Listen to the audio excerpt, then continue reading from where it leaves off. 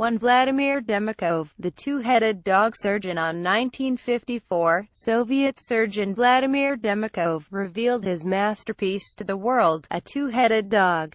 The head of a puppy had been grafted onto the neck of an adult German shepherd. The second head would lap at milk, even though it did not need nourishment, and though the milk then dribbles down the neck from its disconnected esophagus. Although both animals soon died because of tissue rejection, that did not stop Demikhov from creating 19 more over the next 15 years. 2. Johann Conrad Dippel, the original Frankenstein. Johann Conrad Dippel was such a mad scientist that he was actually born in Castle Frankenstein in 1673, a place near Darmstadt, Germany.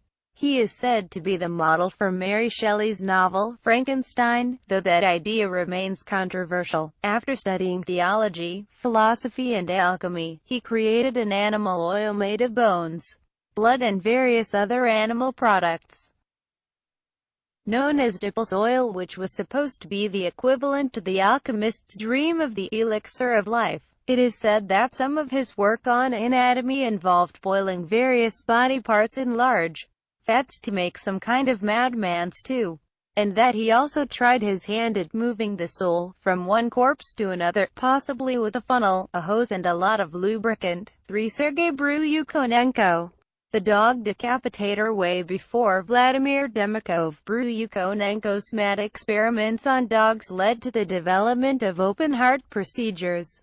He developed a crude machine called the autoreactor, a heart and lung machine. By using this primitive machine, Bryukhanenko kept the heads of severed dogs alive. In 1928, he displayed one of the heads in front of an audience. To prove it was real, he banged a hammer on the table. The head flinched. When a light was shown in its eyes, the eyes blinked.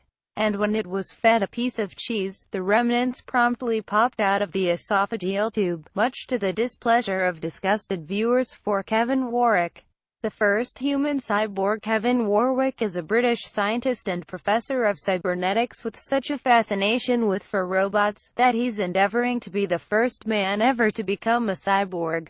In 1998, a simple RFID transmitter was implanted beneath Warwick's skin, and used to control doors, lights, heaters, and other computer-controlled devices based on his proximity.